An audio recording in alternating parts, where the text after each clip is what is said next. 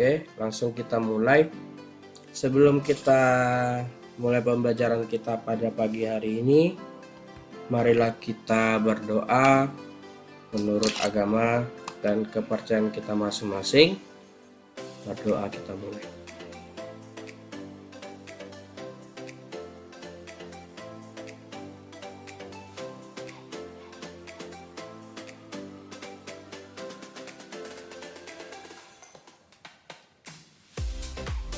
Oke, berdoanya selesai. Selamat pagi, salam sejahtera untuk kita semuanya. Pada hari ini masuk ke pertemuan ke-9. Kita masuk ke materi baru mengenai flowchart.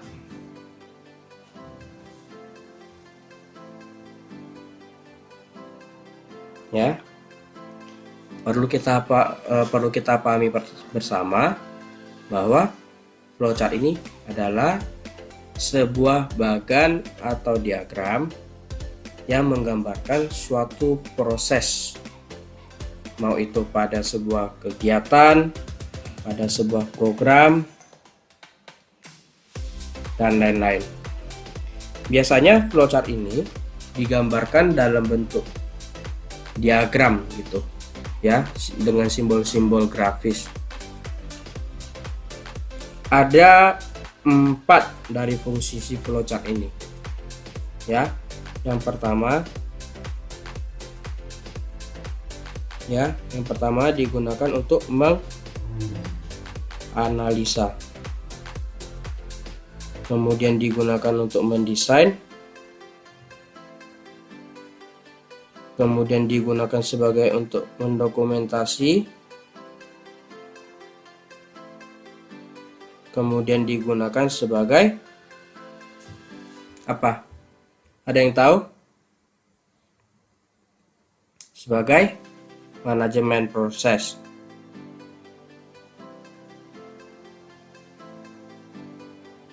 Seperti yang kita ketahui, yang namanya flowchart tadi sudah saya katakan kalau flowchart ini adalah sebuah bagan atau diagram yang menggambarkan suatu proses gitu. Contoh prosesnya itu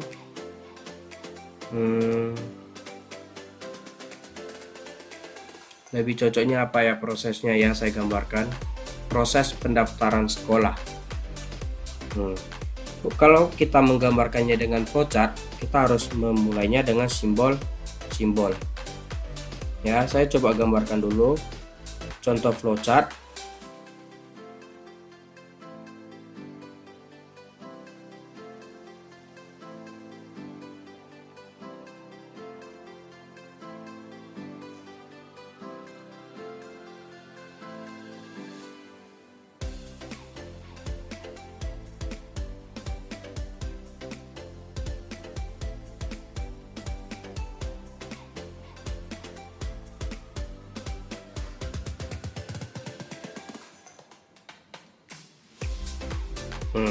Ini contoh paling sederhana dan paling singkat yang saya buat.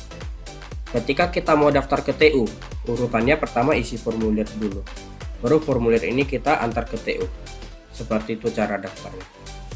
Jadi flowchart ini gunanya untuk menggambarkan suatu proses seperti ini ya. Kita tadi sudah katakan fungsi flowchart menganalisa. Dari sini kita bisa lihat ada nggak permasalahan di dalam suatu proses ini, di dalam suatu sistem proses ini. Nah, kita bisa mendesain kegiatan yang mau kita buat itu apa saja dengan gambaran flowchart. Kemudian mendokumentasi seperti ini, mendokumentasi ini loh alur kerja pendaftaran sekolah kami. Kemudian memanajemen prosesnya, kita mengatur ulang, menyusun ulang proses-prosesnya biar lebih teratur. Seperti itu ya. Dan flowchart ini biasa digunakan oleh orang-orang yang ingin membuat sistem biasanya. Kenapa? Karena flowchart ini bisa digunakan untuk menggambarkan kegiatan yang terjadi ataupun yang akan terjadi di dalam suatu sistem atau proses yang kita buat gitu ya. Kemudian Apa saja simbol-simbol di dalam proses?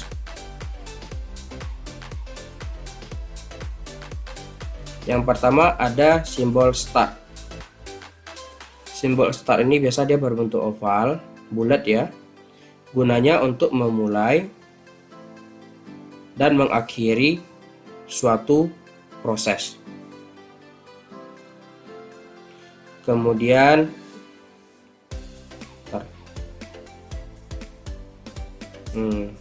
start atau stop. Kemudian ada yang seperti ini bentuknya.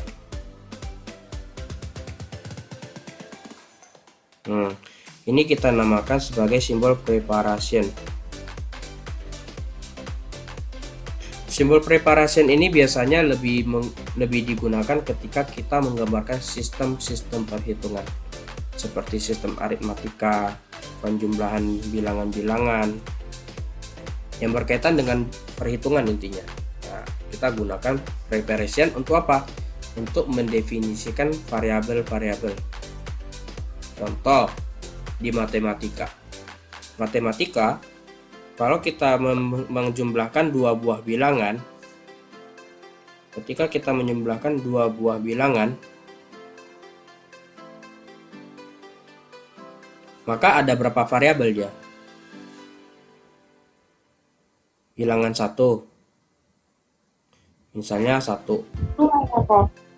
Hah? 2 variabel. Bilangan 2-nya nilainya 2. Tentu ketika kita menjumlahkan ada hasil nggak? Ada. Ada. Berarti ada hasil bilangan ketiga. 2 tambah 1, 3. Berarti ada berapa variabel di sini? 3 variabel. 3 variabel ini kita bebas memberi inisial variabelnya apa. Misalnya X, Y, Z. Kalau di rumus matematika berarti kita buatnya apa? X ditambah Y sama dengan Z. Misalnya seperti itu. Ya. Jadi gunanya preparation ini untuk menyebutkan variabel-variabel yang kita pakai di dalam suatu perhitungan itu gunanya. Kemudian ada lagi yang namanya input atau output. Nah, biasanya simbolnya seperti ini. Ya, input atau output. Biasanya simbol ini juga kita gunakan lebih berkaitan kepada penggambaran proses perhitungan. Seperti yang tadi. Tadi kita kan ada 3 bilangan. Kita gambarkan misalnya ya. Tadi kita sudah menggambarkan pendefinisian variabel. Tadi variabelnya ada X, Y, Z. Ketika kita menghitung 2 variabel, ada berapa variabel nilainya yang kita input? Ada berapa nilai yang angkanya kita masukkan? Ada berapa? Ketika kita menjumlahkan 2 buah bilangan, ada berapa bilangan yang kita masukkan? 2. Tadi 2 bilangan ini kita sebut sebagai X dan Y. Ini kita sebut sebagai inputnya. Misalnya di sini 1 dan 2 nilainya. Benar kan? Nah, kemudian nanti hasilnya setelah dihitung. Hasilnya di mana kita taruh variabelnya? Di variabel Z tadi. Nah, kita buat Z. Hasilnya berapa tadi? 3. Seperti itu. Ini gunanya simbol input dan output untuk memasukkan suatu nilai perhitungan dan menampilkan suatu hasil perhitungan atau suatu hasil proses gitu. Ada yang mau ditanyakan sejauh ini? Tidak? Tidak kok. Oke, saya lanjut. Kemudian ada lagi simbol yang berbentuk seperti ini. persegi panjang gitu. Itu disebut sebagai simbol proses. Simbol ini biasanya digunakan untuk menggambarkan suatu proses, suatu kegiatan. Ketika saya lagi ngajar, berarti simbolnya itu simbol proses. Ketika kamu lagi makan, itu simbolnya proses. Ketika matematika tadi, ya, kalau kita gambar ulang, X, Y, Z, kemudian kita masukin nilainya tadi X dan Y, kita hitung dia. Oke, simbol proses. Z sama dengan X ditambah Y.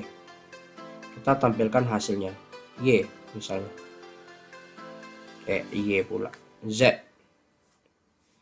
Itu gunanya si proses.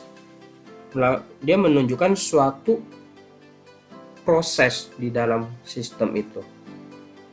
Ketika kita lagi menghitung, tentu ada proses perhitungan. Di situ dia gambarkan simbolnya. Ya. Kemudian ada lagi yang namanya decision. Nah, dia berbentuk seperti bola ketupat dia. Boleh kalian lihat di materinya kalau misal gambarannya kurang jelas. Decision. Decision ini gunanya untuk apa? Decision ini simbolnya digunakan untuk menggambarkan suatu kondisi yang lebih gimana ya? Aku bilangnya. Decision ini kita gunakan untuk menggambarkan kondisi yang lebih dari satu kondisi. Misalnya, kamu lagi belajar, kamu lagi kerjain tugas. Ada dua kondisi, sudah selesai atau belum selesai. Nah, di situ digambarkan kondisi decisionnya, simbol decisionnya, seperti itu. Jadi biasanya dia digunakan seperti ini. Misalnya kerjakan tugas di sini, simbol prosesnya.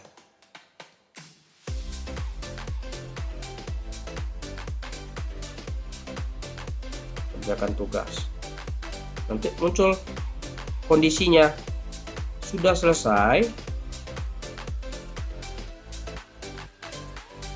Gambarkan simbol decisionnya. Kalau misalnya tidak selesai, maka dia akan kembali lagi prosesnya ke pengerjaan tugasnya. Kalau sudah selesai, simpan buku.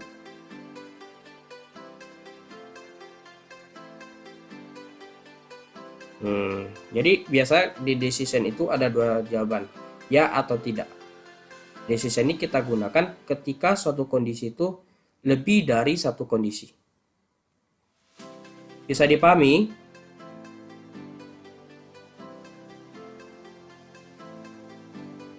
Bisa Excel? Bisa kok. Yakin? Ini tugas hari ini loh. Jadi yang nggak ikut Zoom ya, dia nggak akan tahu tugasnya apa. Risiko sendiri ya, nggak mau ikut ya. Saya nggak maksa kalian ikut Zoom sih, kembali ke diri kalian aja. Kalian yang memutuskan, kalian mau berbuat apa. Tapi kalau kamu datang tentu koko welcome gitu ya. Kemudian ada simbol flow atau line. Nah, simbol flow atau line ini seperti kamu lihat dari tadi saya menggambar, itu dia menggambarkan suatu arah atau suatu garis berbentuk panah atau seperti ini. Itu dia gunanya ya. Kemudian ada simbol konektor, mau itu berbentuk koma, bulat, dan peta. Cuma yang peta ini jarang dipakai sih, karena yang peta ini lebih ke kegiatan pengarsipan gitu. Nah, yang biasa dipakai itu dua ini. Koma itu di kondisi apa kita pakai? Di kondisi ketika kita lagi mendefinisikan variabel X, Y, Z, penghubungnya ya. Kemudian yang bulat itu di kondisi mana kita pakai? Ketika kita menggambar flowchart dalam kertas, ada dua lembar kertas di sini. Ketika kita lagi menggambar flowchart yang sudah penuh, maka di bagian akhir kita tambahin bulat A, dan akan dilanjutkan di lembar baru bulat A. Nah, gambarkan lagi prosesnya di sini. Itu gunanya. Itu formalitas ketika kita menggambar suatu flowchart. Ya. Misalnya kalau udah ada dipakai A kok, gimana lagi selanjutnya? Ya udah masukin yang B. Nah, lanjutkanlah dengan bagian yang B. Seperti itu. Ya. Itu gunanya. Flowchart ini ada sifat-sifatnya, ada ciri-cirinya. Ya. Salah satu ciri-cirinya yaitu apa? Ciri-cirinya yang pertama. Oh, sorry. Saya ulangi lagi. Ketika kita menggambar flowchart, biasanya kita juga belajar tentang perhitungan-perhitungan. Kita harus menyusun alur-alurnya. Berarti kita itu sudah masuk ke dalam ranah ataupun pembahasan algoritma. Ya. Jadi kita belajar dulu tentang algoritma. Sebenarnya algoritma ini apa? Algoritma ini dibagi menjadi 3 definisi. Ya. Definisi pertamanya dikatakan seperti ini. Algoritma adalah penyusunan langkah-langkah penyelesaian masalah dalam bentuk kata terbatas jumlahnya dan tersusun secara logis dan matematis. Seperti itu substansinya atau intinya. Seperti yang kita gambar tadi, flowchart tadi, bahwa di dalam flowchart itu biasanya menggambarkan suatu proses penyelesaian masalah. Contoh masalah tadi, perhitungan 2 buah bilangan. Ya, kemudian juga tersusun dengan kata-kata yang terbatas, pendefinisian variabel, rumus yang singkat. Ya. Kemudian algoritma adalah suatu prosedur yang jelas untuk menyelesaikan langkah-langkah tertentu dan terbatas jumlah. Sama seperti yang saya jelasin tadi kan, ya suatu prosedur atau suatu proses gitu. Algoritma adalah susunan langkah yang pasti. Apabila kalau kita ikuti dengan benar, dia akan menghasilkan suatu output yang berupa informasi. Contoh tadi, algoritmanya berkaitan dengan perhitungan penjumlahan 2 buah bilangan. Ketika kita mengikutinya dengan benar, kita input angkanya, maka akan menghasilkan suatu output atau hasil perhitungan yang itu menjadi sebuah informasi untuk kita. Oh, ternyata 1500 tambah 1500 sekian. Nah, bisa seperti itu. Ya. Algoritma sendiri berasal dari kata al-Khawarizmi. Ya, silakan diperhatikan yang ini ya, karena ini ada kesalahan nih penulisan di modul yang saya kasih. Algoritma ini berasal dari kata al-Khawarizmi.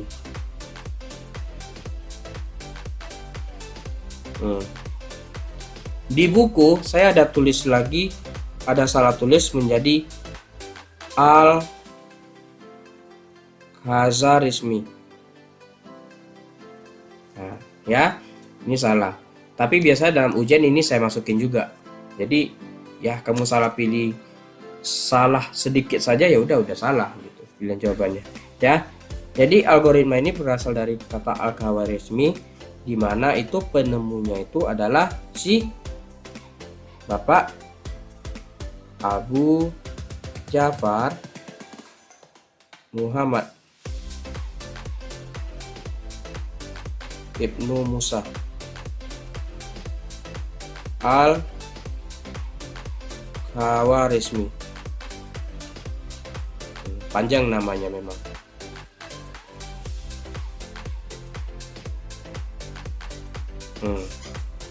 Ya.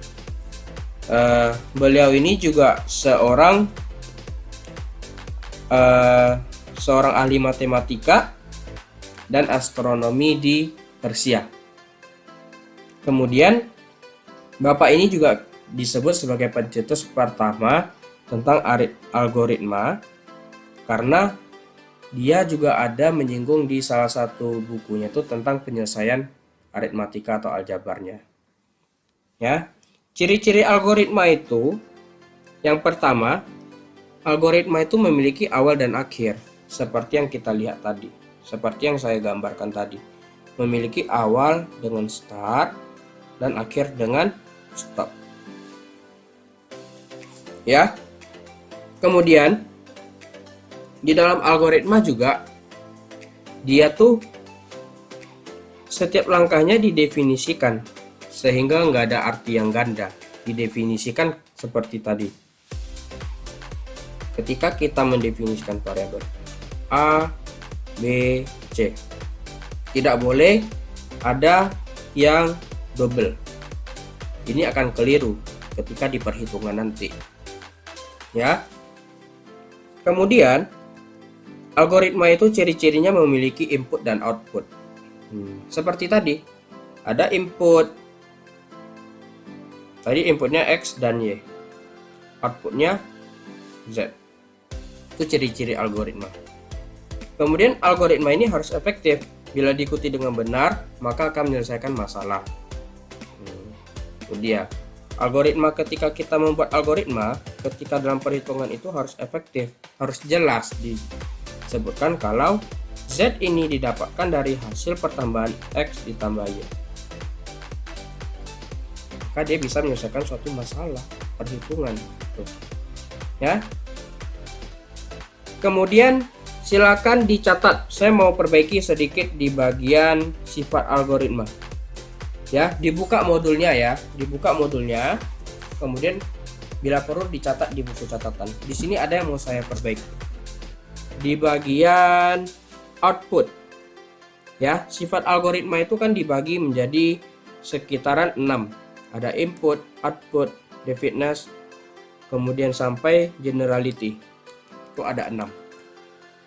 Coba perhatikan di bagian output. Di bagian output tuh dikatakan seperti ini. Suatu algoritma akan menghasilkan output setelah dilaksanakan suatu algoritma akan mengubah sebuah kondisi awal menjadi kondisi akhir, di mana nilai output diperoleh dari nilai output yang telah diproses melalui algoritma. Itu salah. Jadi silakan dicatat ulang, saya bacakan yang benarnya. Ya, catat ya. Suatu algoritma akan menghasilkan suatu output, setelah dilaksanakan suatu algoritma maka akan mengubah sebuah kondisi awal menjadi kondisi akhir, di mana nilai output diperoleh dari nilai input yang telah diproses melalui algoritma. Seperti itu, ya. Oke, kemudian untuk sisanya, ini kalian boleh baca-baca. Kita langsung masuk ke contoh. Nah, saya gambarkan contoh. Jadi tugas kalian hari ini. Bilang kok kecepatan. Oke, kau ulang ya. Kau ulangin. Suatu algoritma akan menghasilkan output akan menghasilkan suatu output, setelah dilaksanakan suatu algoritma maka akan mengubah sebuah kondisi awal menjadi kondisi akhir, di mana nilai output tersebut diperoleh melalui proses algoritma. Seperti itu kira-kiranya. Ya. Udah? Udah kok. Oke. Nice. Sekarang kita mau mencoba menggambar secara utuh. Ya. Contohnya, kita mau menggambar tentang, saya kasih tahu tugasnya dulu deh. Jadi tugasnya itu pilihlah suatu kegiatan dan gambarkan kegiatan tersebut dengan flowchart. Kegiatan Dengan sehari-hari. apa kok? Gambarkan dengan flowchart karena tema kita hari ini kan flowchart. Nah, jadi hari ini kita belum masuk ke algoritma ya, pakai algoritmanya. Sebenarnya kalau kita mau bilang masuk ke algoritma sebenarnya udah. Ketika kita menyusun suatu kegiatan itu juga udah masuk ke dalam sebuah algoritma gitu. Karena kita udah mengurut-urutkan sesuai urutan. Tuh, ya. Oke. Udah ngerti ya tugasnya ya?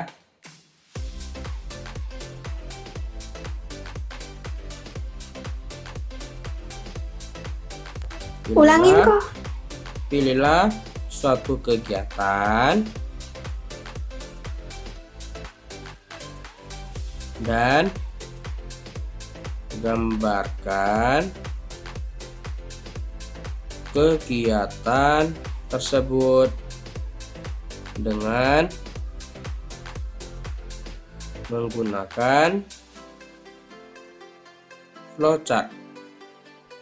Gambarnya di mana kok? Gambarnya di kertas putih dan dikirimkan melalui WhatsApp. Pengumpulannya Oke. paling lambat jam 8 malam. Oke, sekarang langsung to the point.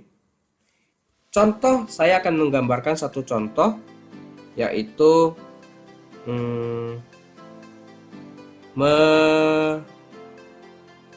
minum air deh. Minum air. Kegiatan minum air.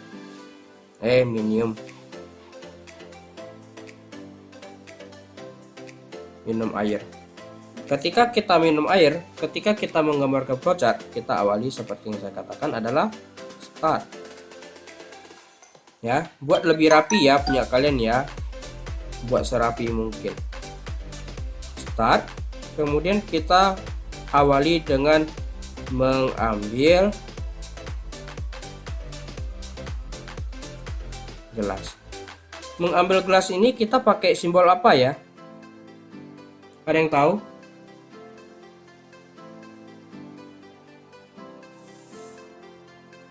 Ada? Ayo, tadi saya udah bahas tentang simbol. Pakai apa kalau kita menggambar?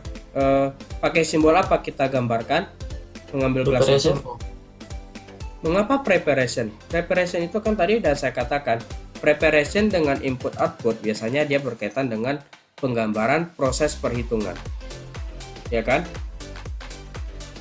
Sekarang kita kan nggak menggambarkan suatu proses perhitungan, kita menggambarkan suatu proses kegiatan biasa saja gitu. Nah, sekarang pertanyaan saya, mengambil gelas itu suatu proses enggak? Ya kok, proses. Proses kan? Berarti kita pakai simbol apa? Pakai simbol proses. Ya udah. Berarti enggak ribet kan? Oke, bro. Kemudian kita setelah ambil gelas ngapain? Ambil air. Isi gelas dengan air. Minum.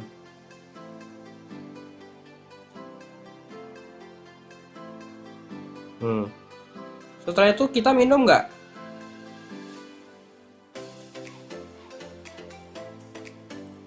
Iya kok. Sekarang saya tanya kamu, kalau kamu lari 10 lapangan, 10 keliling di lapangan, kira-kira minum 1 gelas air cukup nggak? Tidak. Tidak tentu. Berarti ada 2 kondisi, antara masih haus atau sudah tidak haus. Maka kita gunakan simbol apa?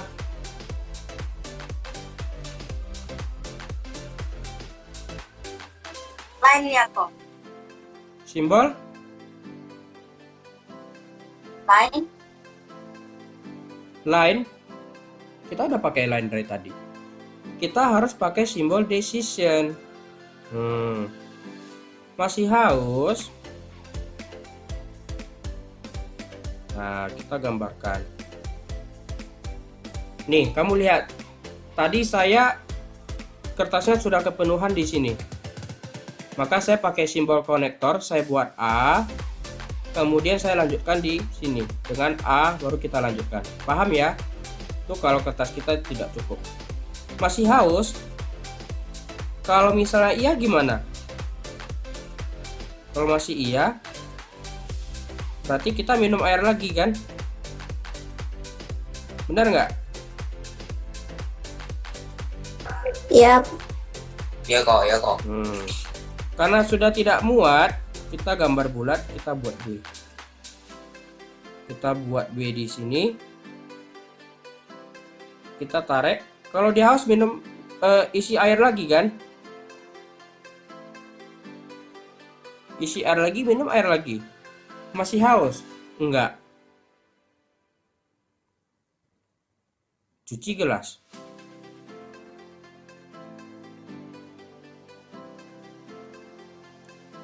Selesai. Paham? Paham kok, paham. Oke, karena ini mungkin agak pusing lihat gambarnya. Sekarang kita buat yang lebih apa? Tanpa sambung-sambung. Nah, saya putar. Saya gambarin ulang.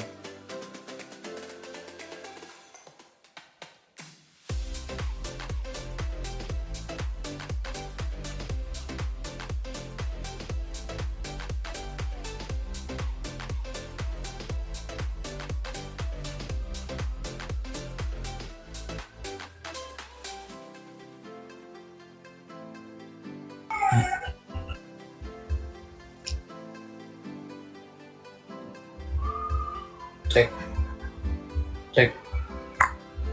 Masuk kok, nggak usah dicek-cek terus.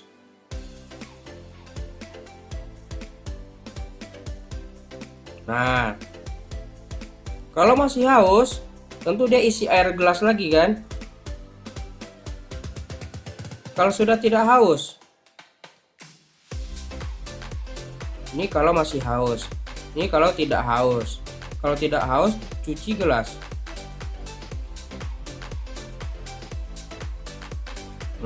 Kasih panahnya. Kemudian selesai. Seperti itu perhitungannya.